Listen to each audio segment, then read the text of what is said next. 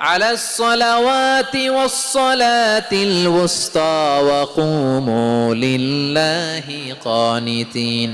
তোমরা নামাজগুলোকে যত্নের সাথে আদায় করো, বিশেষ করে মধ্যম নামাজ, আসরের নামাজ। আর আমি আল্লাহর সামনে যখন দাঁড়াবা, আমি আল্লাহর সামনে যখন দাঁড়াবা অনুগত হয়ে দাঁড়াবা। আল্লাহর সামনে নামাজে যখন দাঁড়াবো অনুগত হয়ে দাঁড়াবো।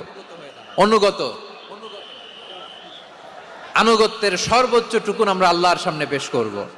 কেমন করে নিজের আনুগত্য প্রকাশ করতে হয় প্রিয় ভাইয়ের, আসুন বিষ্ণু ঈসা ইসলামের জীবনী থেকে দেখি।